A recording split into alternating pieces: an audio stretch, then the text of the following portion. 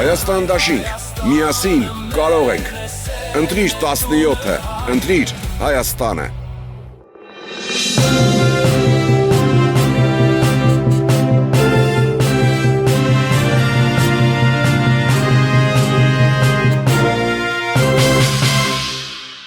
Հարավ ձեզ արգել հեռուստատողներ, մենք շարունակում ենք կարևորագույն թեմաների քննարկումները, այս բան ես զրուցելու եմ դեմոկրատական այլընտրանք կուսակցության ղեկավար Բարգավաճ Հայաստան կուսակցության նախընտրական ցուցակում ներգրաված Սուրեն Սուրենյանց հետ, շնորհակալ եմ պարոն Սուրենյան, Ես եմ շնորհակալ։ Ռուսաստանը շարունակում է սանկցիաներ կիրառել Հայաստանի հայկական արտադրանքի վրա,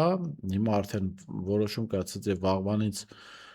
Ռուսաստան չի արտահանվելու միրգ բանջարեղեն Հայաստանում, գոնե ժամանակավորապես ինչ որ սանկցիա են դրել, ասելով կան ֆիտոսանիտարական խնդիրներ, իշխանությունները ասում են որևէ խնդիր չկա, մեր տնտեսությանը վտանգ չի սպառնում։ Ձեր մեկնաբանությունը։ Դա անմեղսունակ բացատրություն է, որովհետև եթե արտահանման կամ տնտեսությունը ընդհանրապես Ռուսաստանից է կախված, նման հայտարարություններ խոսում են քաղաքական անմեղսունակության մասին։ Ռուսաստանը ըստ էության մարտավարական երկու խնդիր է լուծում։ Նախընտրական փուլում փորձում է հանրային կարծիքի վրա ազդել, այսինքն ցույց տալ այն հետևանքները, որ Հայաստանի սպասում են, եւ երկրորդ կա նաեւ վստահաբար իրանք ունեն նաեւ պլան B, Նիկոլ Փաշինյանի հնարավոր վերարտադրության պարագայում ստավքին են բարձրացնում, որպեսզի կոշտ երկընտրանքի առաջ դրան դնեն։ Ցանկացած պարագայում Ռուսաստանի վարկագիծը հասկանալի է,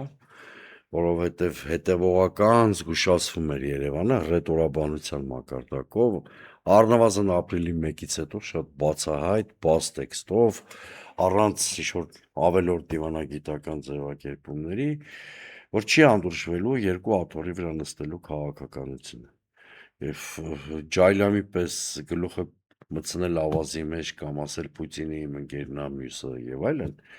այս վիճակը չի փոխվում։ Պարոն Սուրենյան, ես հիշում եմ մենք նախորդ տարի երբ զրուցում ենք այս գնալ Եվրոպա, փորձել դժգոհել Ռուսաստանից, գնալ Ռուսաստան, փորձել ռուսամետ ձևանալ, հա, Ամերիկայում, դուք դա անվանել եք քաղաքական ստրիպտիզ։ Այո, հիմա ոնց որ թե ստրիպտիզի ժամանակը անցել է, հա, ռուսները ասում են մեզ ձեր ծառայությունները պետք չեն։ Հա։ Կամ մենակ մեր համար պարեք։ Հա, Նիկոլ Փաշինյան։ այսինքն մի պահեք ձեզ վատ վարք ունեցող մարդու կարգավիճակում, մոտավորապես դա են ասում, ուղղակի մի հատ շատ կարևոր բան է փոխվել։ Եթե առաջ էլ Ռուսաստանում ինչ-որ սանկցիաներ կիրառում էին, դրանք շատ լոկալ ու շատ ժամանակավոր բնույթ էին կրում, հիշում եք, չէ՞, տես խնդիրներ պարբերաբար եղել է։ Այս անգամ թիրախային ոլորտներ են ընտրել, որը կարող է իսկապես տնտեսության մի շարք ճյուղեր կատված արանել, բայց սա Ռուսաստանի զինանոցում եղած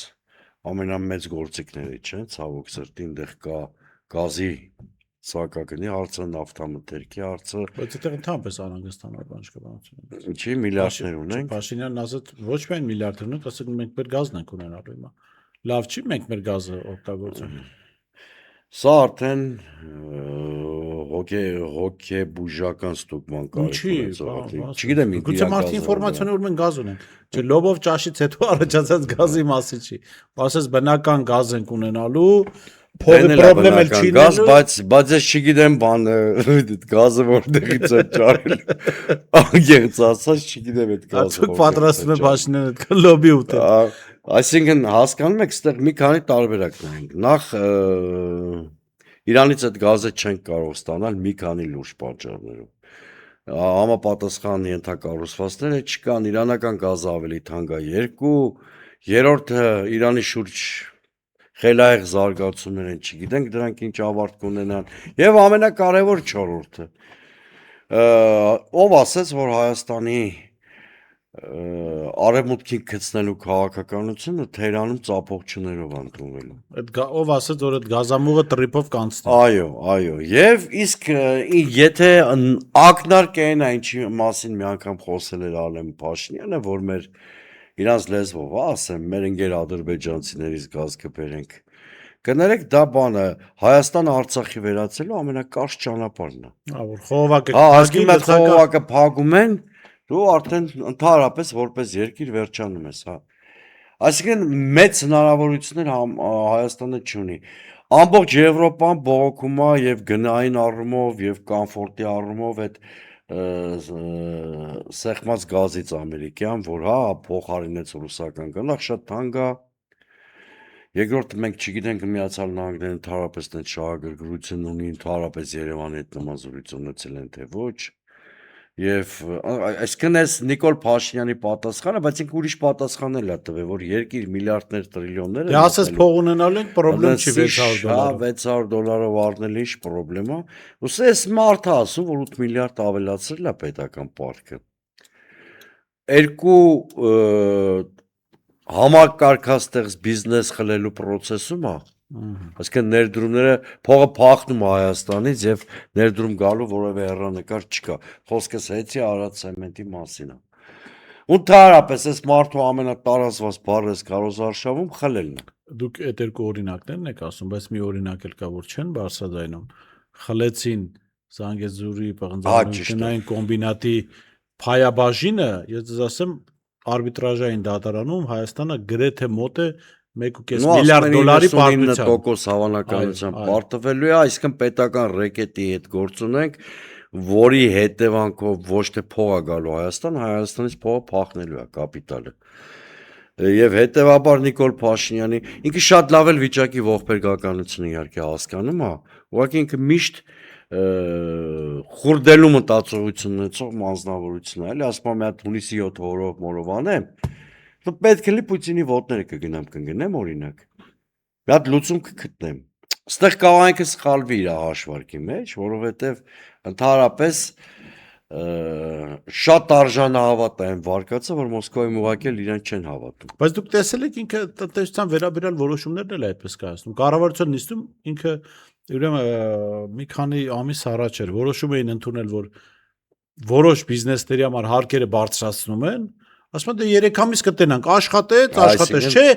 փորձում ենք ասում, այսինքն թե այդ փորձի հետևանքով քանի ընտանիք բիզնեսից զրկվեց, այլաբանություն է, էլի դա։ Թե քանի ընտանիք իր բիզնեսներ, փոքր բիզնեսից զրկվեց, դա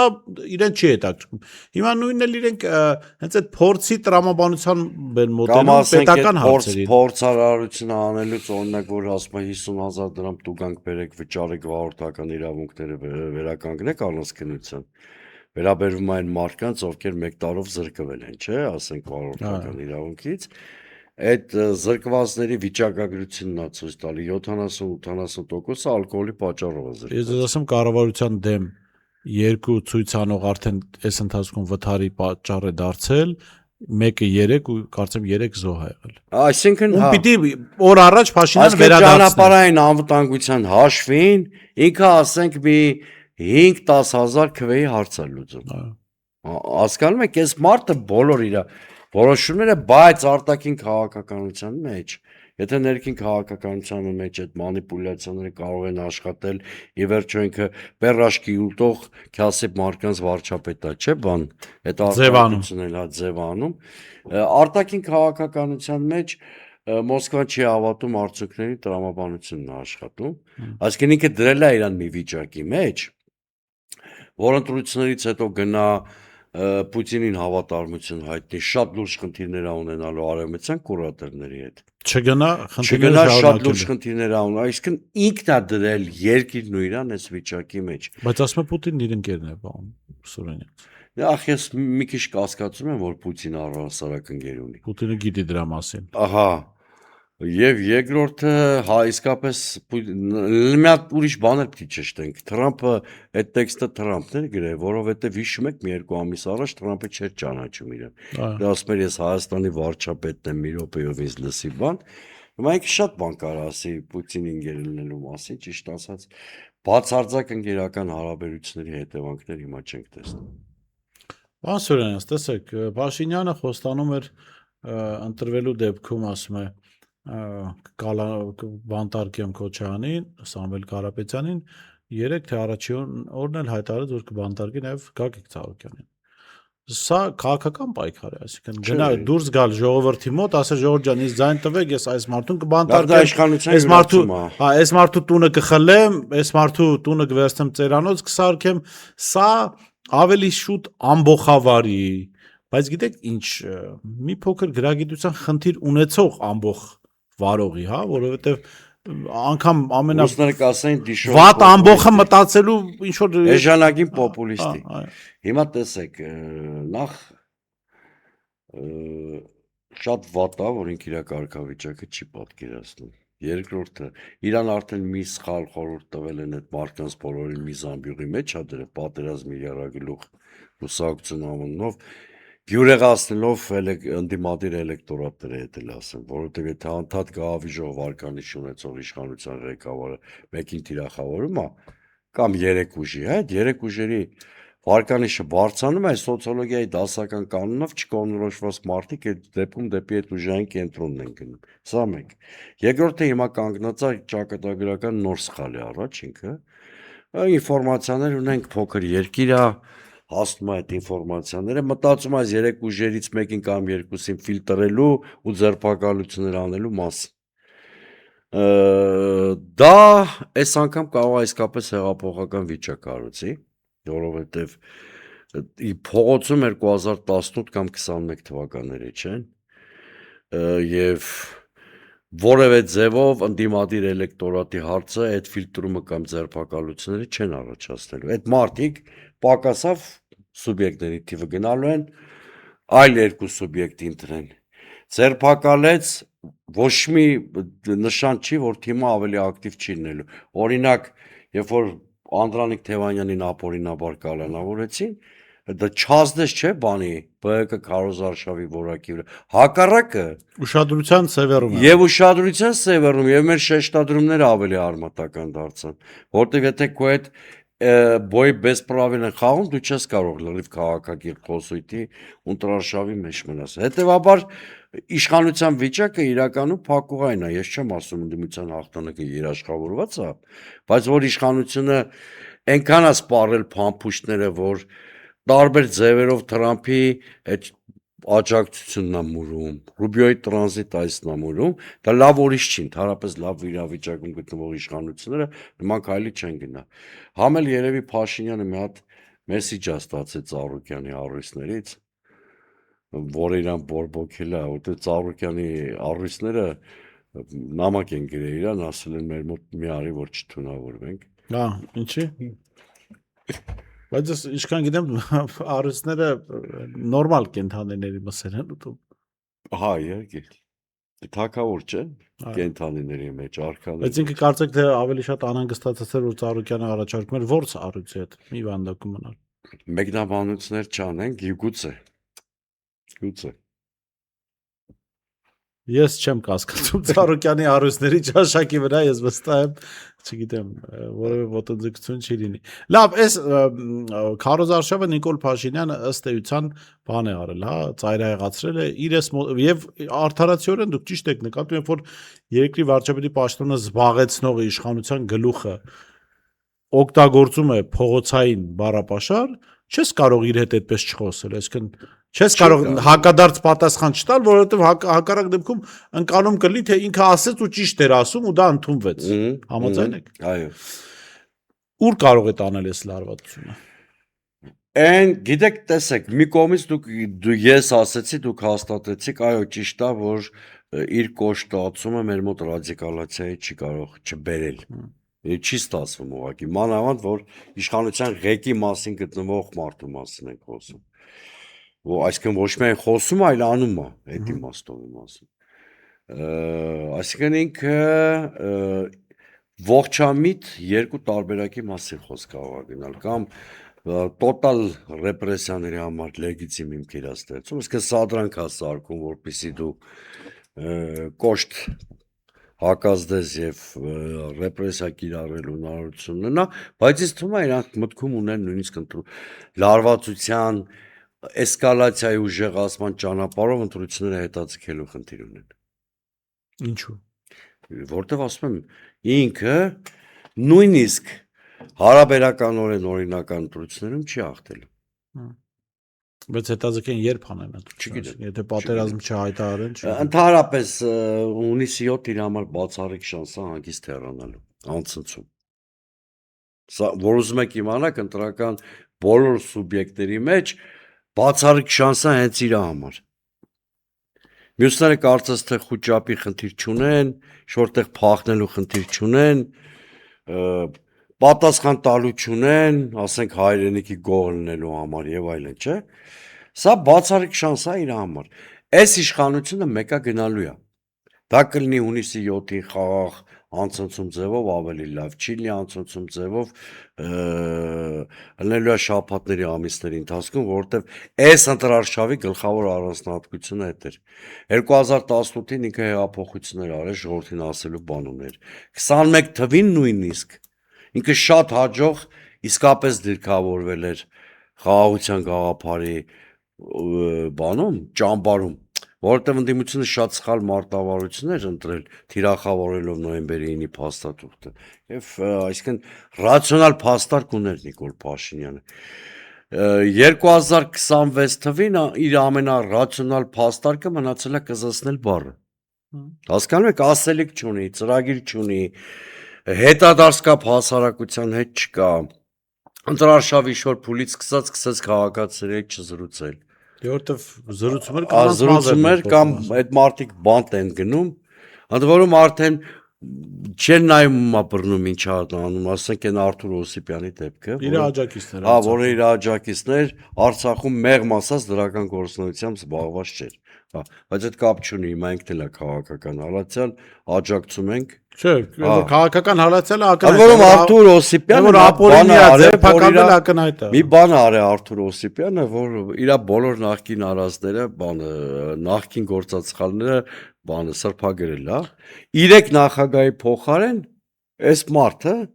2 րոպեում Նիկոլ Փաշինյանի Ղարաբաղյան քաղաքականության ստանկությունը բացահայտեց։ Ընդ որում սա այն դեպքում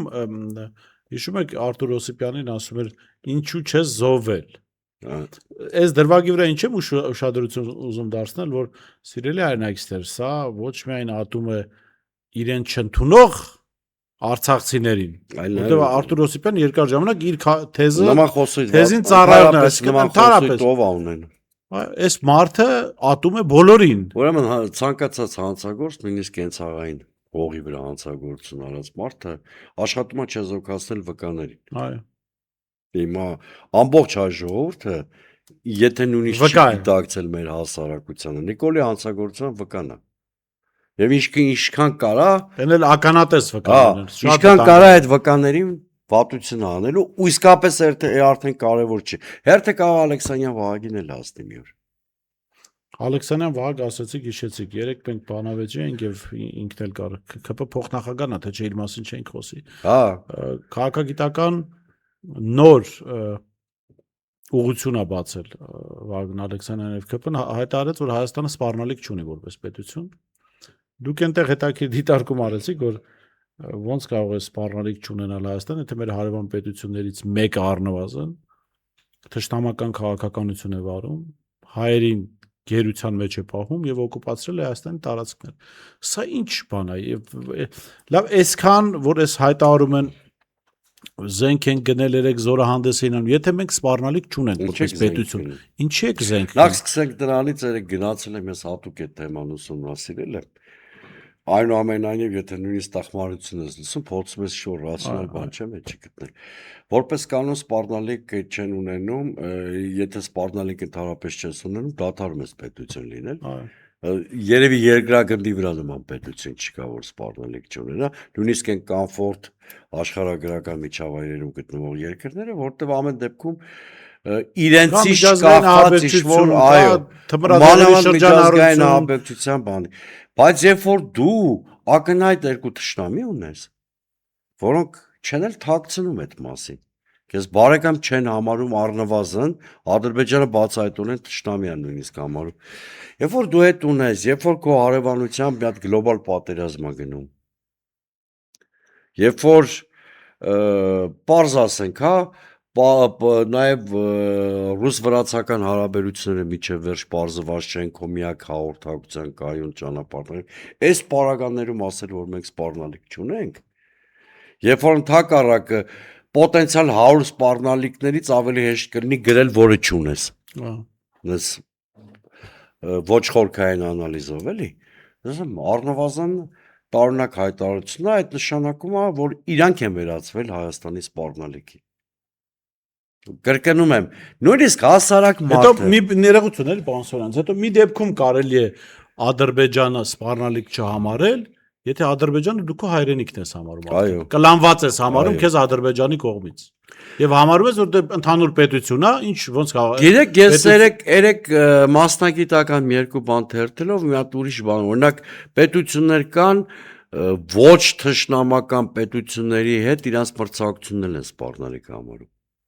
Որտեվ, ասենք, տեմպ կա, բան կա, չէ, դեմոգրաֆիկ վիճակ կա, տնտեսության զարգացման, այսինքն այնքան պրիմիտիվ են իրանք։ Չինաստանը Միացյալ Նահանգներին զինական սպառնալիք չի, չէ, Բայց սպառնալիք պատերազմի մեջ չեն, գլխավոր նույնիսկ պրոքսի պատերազմի մեջ չեն, եթե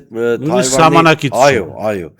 Բայց տեսեք, բայց մեր պարագայում ախր այդպես խորքային քաղաքագիտական անալիզ էլ պետք չի։ Դե սպառնալիքները ակնհայտ են։ Ընդհանրապես, երբ որ մի հատ երկիր կա կամ երկու հատ երկիր կա, մի ժամանակ առաջ 4-ն էին, որ քո այդ դիվանագիտական հարաբերությունները հրաժարվում են հաստատել, այդ արդեն սպառնալիքի նշան է։ Պատերազմի ձև է դա։ Բա իհարկե։ Չինաստան, Ռուսաստանն ու Ճապոնիան երկրորդ համաշխարհային պատերազմից հետո նույնիսկ մի թույլ կրակոց իրար վրա չեն արձակել, բայց բարեկամ երկրներ չեն։ Որտեղ մի հատ հարց կա այն 4 կղզիների հարցը, որտեղ վիճելի մնացել է եւ անդադ լարված բանակցությունները ու երբեք իրանք իրար բարեկամ երկրներ չեն համարում։ Ես սպառնալիք է, չէ, քանի այդ հարցը չի լուծվել, ճապոնացիք վախենում են, որ ռուսները ինչ-որ բան կարան անեն, ռուսներն էլ վախենում են, որ այդ հարցի լուծված չլինելու բերումով Ճապոնիայում ամերիկյան ներկայությունը կուժեղանա օրինակ։ Սենց խնդիրներ կա։ Դե ԿՊ-ում ընդհանրապես նս մտքեր են արտահայտում, օրինակ մեր անվտանգության երաշխավորը Ադրբեջանն է։ Դրա համար ասում եմ, եթե իրենց կլանված են համարում Ադրբեջանը, օրինակ դա սպառնալիք չի։ Փաշինյանին ու մյուսներին ես լսում եմ, գոնե արժանապատվության ինչ-որ պաշար ունենալու պատճառով Զելենսկուն սկսում եմ հարգել։ Որտեվ այդ մարդը գոնե բացահայտորեն ասում է ախպեր էլի գնամ ռուսների հետ թուղթը կնքեմ, բայց ինձ գառանտիաներ տվեք աշխարհի մյուս երկրներին։ Այսինքն ամբողջ աշխարհը ման գալով երաշխիքների համակարգ է, չէ՞ ուզում ստեղծի։ Ընդ որում բոլոր առումներով Ռուսաստանը շատ ավելի կանխատեսելի խաղացող է, քան Ադրբեջանը։ Ինչքան մեծ ալնում պետությունը իր բանով, չէ՞, մասշտաբով եւ զինանոցով այնքան կանխատեսելի ալնում, որտեվ ազդեցության հազարատ լծակ ունի։ Բայց մեկը Զելենսկին ասում է միջև այդ երաշխիքները չտակ, փաստաթղթի բովանդակությունը չեմ էլ քննարկում։ Այս մարդիկ ասում են մեզ ինչ երաշխավոր անում ենք, ինչ անենք։ Էսա վիճակը։ Ժողովուրդը այս ամենը հասկանում է։ Ժողովուրդը ասելով նկատում հասարակության լայն մեծամասնություն, որ չի ընդունում Փաշինյանին։ Մենք մի հատ խնդիր Վտանգի, ուզում ասեմ, վտանգի աստիճանը հասկանում է, որ հասկանա գնալ ընտրության պետք է։ 3 տարբեր բաներ կան։ 3 խնդիր ունենք կամ մի քիչ կոնտրաստային վիճակ ունենք։ Ժողովուրդը իր բովանդակ մեծամասնության մեջ դա շատ մեծ թիվ է։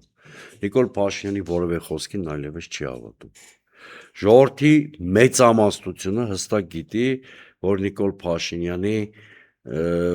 մնալ իշխանության խնդիրներ է ստեղծելու ու նոր խնդիրներ առաջացնի։ Այ երրորդ հարցում խնդիր կա։ Գուցե այս մնացած 10 օր այդ խնդիրը լուծի, որտեվ դրական դինամիկա կա։ Ժողովուրդը դերևս միջև վերջ չի հավատում ընդդիմությանը։ Էսա խնդիրը, թե չէ այն երկու հարցում, այսինքն ժողովուրդը մեզնից արդեն ենթագիտակցորեն լավ գիտի, ու մեծամասնությունը լավ գիտի Նիկոլովա ինչա, եւ այդ պատերազմի վշտի, ավերի, ողբերգության բոլոր այդ բառերի հատկանիշը, բանը Օմանիշը Նիկոլին էլ համարում է։ Հասկանալի։ Շնորհակալ եմ։ Ես էլ եմ շնորհակալ։ Հետաքրքիր զրույցի համար ես շեշտում դրություն այս Սուրեն Սուրենյանց հետ, տեսություն կհանդիպենք։